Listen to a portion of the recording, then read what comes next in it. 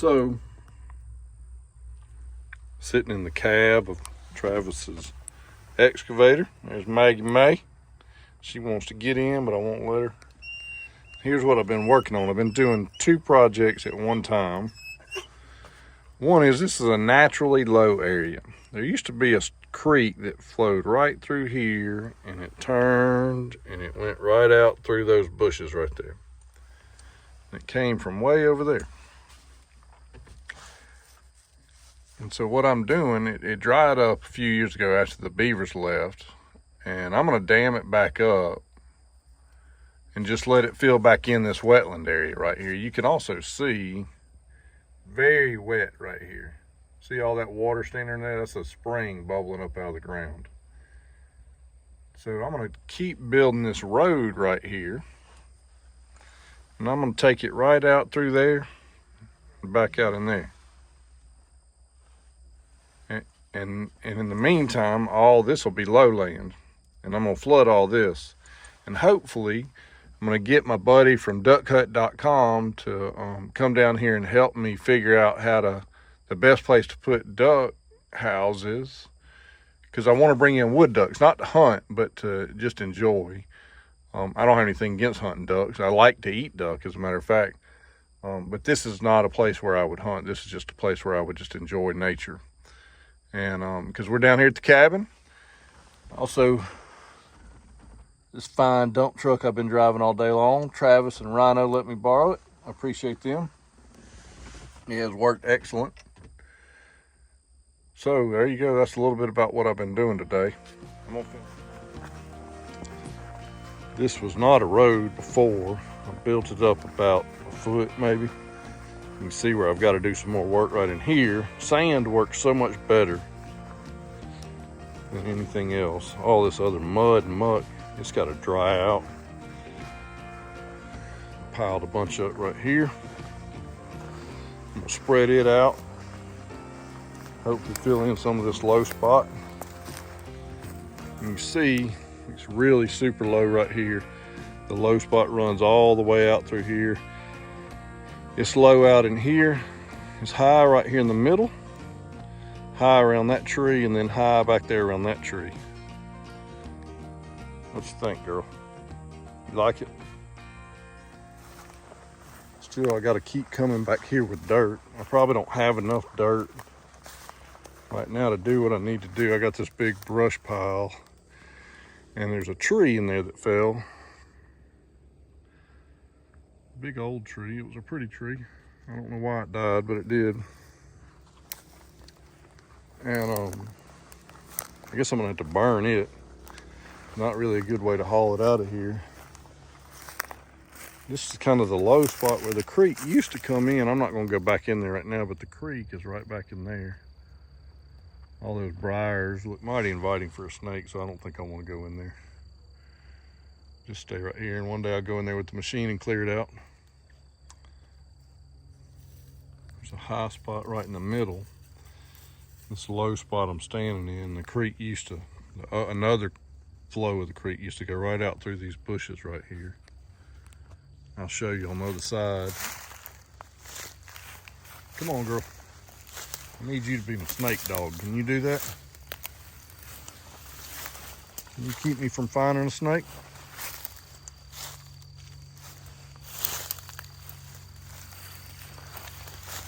This is an animal trail right here. You know, most people, they don't get bit by snakes. They get hurt trying to get away from a snake. So I always try to look. And also, I found it's a good practice. A dog will find a snake before a human will. It's a good practice to let your dog go in front of you. Well, there's something I don't like to see. That's poison ivy. Never seen it before. 3 leaves, red stalks. It's a vine that grows on the ground and in trees.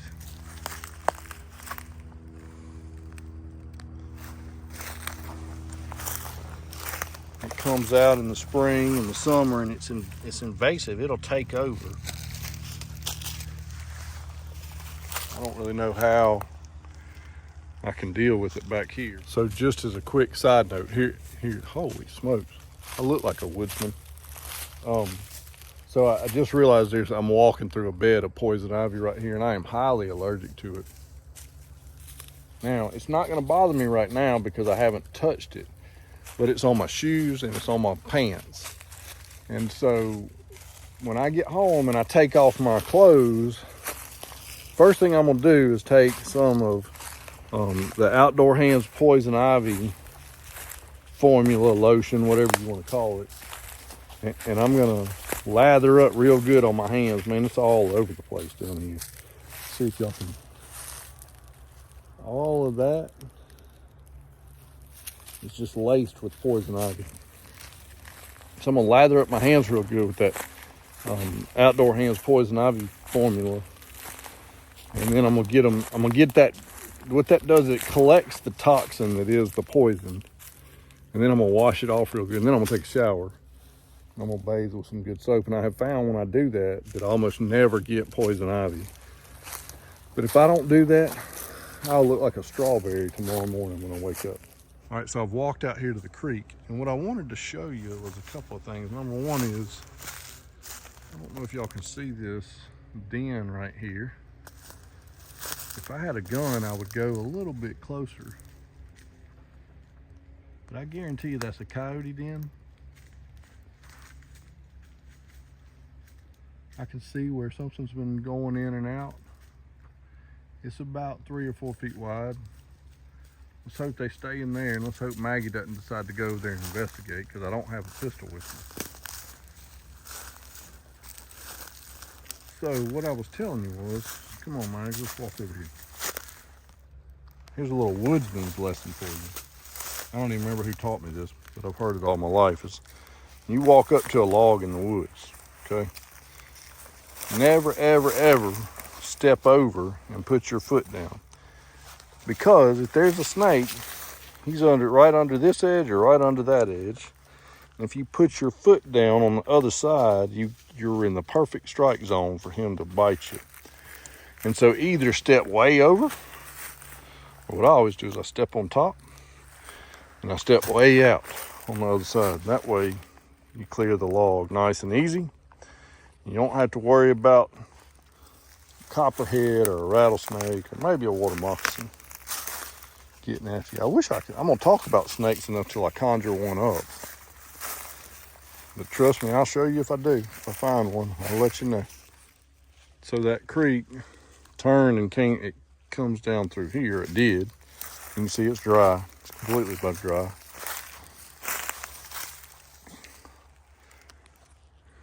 There's a sign right there. A beaver. Worked on that tree for a little while. Tree's still alive, interestingly enough. See all the green growth on it? But that beaver's not here anymore. Or maybe not.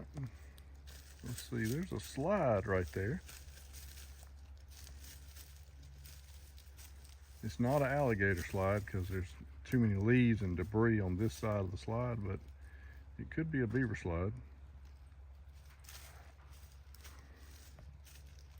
Let's go see what else we can find. Another burrow right here. You can see the fresh dirt, which tells you it's an active burrow, so something's in there. My suspicion is it's probably a fox. Could be a rabbit. Not likely to be a coyote. I've never seen a coyote burrow in something that small. There's another hole here. It doesn't appear that anything's living in it. Definitely something living in there. This tree blew down last year. It fell in the river, or the creek. This is Cottle Creek.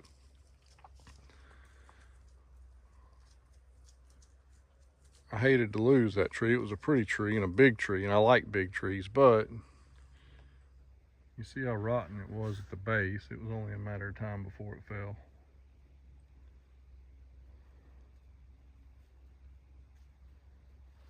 That's why it's always important to have a good foundation in your life.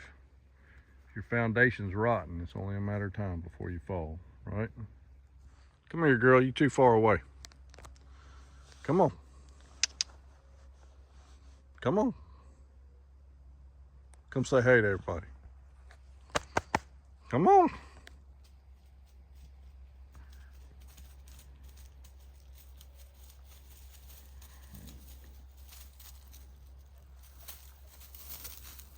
What you think? What you think? Hmm? Say hey.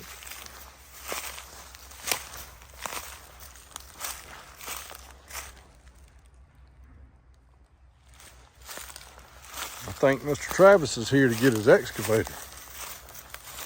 Sounds like somebody's here.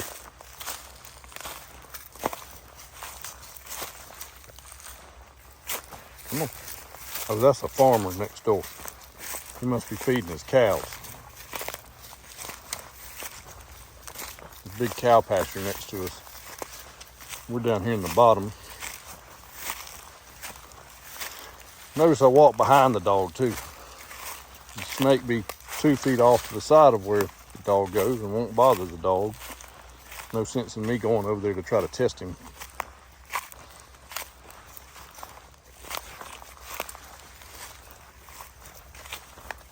I almost feel like I have to go in there to find that creek. So I make sure it still has water, and it would be dumb to dig a pond and not know that the water was there to get to.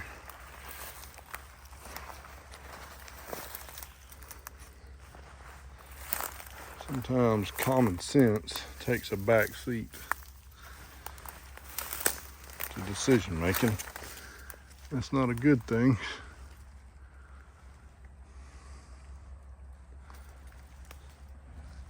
I don't see any water. That's a problem. Well, I know I figured out where the creek is. It's moved a little bit. It's a little bit further away than I wanted it to be, but I can still make it work. I borrowed this from Travis.